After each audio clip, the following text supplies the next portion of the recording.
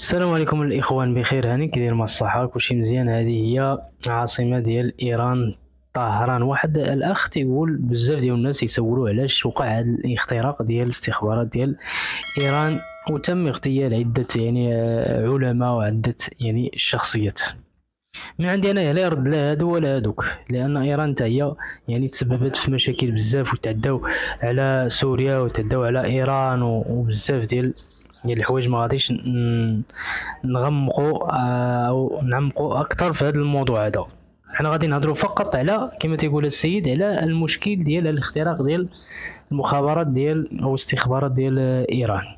كيقول لك اودي هاد الصهاينه واسرائيل عارفه كل مسؤول فين كاين، واش في الدار ولا لا. ودابا كما تتعرفوا حاليا مثلا ترامب تيقول لك اودي احنا ما بغيناش نغتالوا او نقتلوا خمينائي انا هما عارفين فين كاين.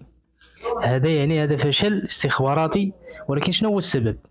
السبب هو القمع الذي مارسه هذا النظام الايراني ضد معارضيه. اي واحد تيقول له صافي تيقمعوا وتيدمر الاسره ديالو والعائله ديالو. حتى ولاو المعارضين اصبحوا مستعدين للتحالف مع الشيطان الانتقام من هذا النظام، في حين ان فالاعداء وهذا الصهاينه اللي بيعارض مثلا النظام ديال نتنياهو يستطيع تاسيس حزب او نقابه او صحافه او يطلع للبرلمان يسب كاع النظام نتنياهو، ماشي مشكل، مباشره دون اي خوف على اهله او نفسه.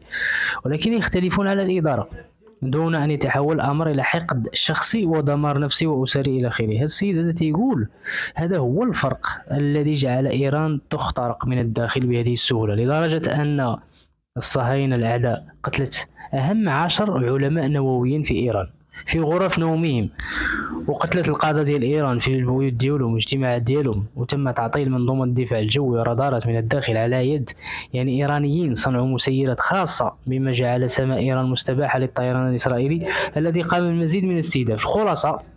الخلاصه ايران تم ضربها من الداخل على يد ابنائها الذين سحلتهم ودمرتهم، لأنهم لا يغردون مع السراب. هذا لا يبرر الخيانة، ولكن القمع المفرط وتدمير المستقبل والحياة والأسر يجعل البعض يصل لحالة نفسية من الحقد والألم يكفر فيها بالوطن ويقبل الخيانة، ويصبح همه الوحيد هو الانتقام، مجرد ميت يمشي على قدميه. هذه هي نتائج القمع المفرط.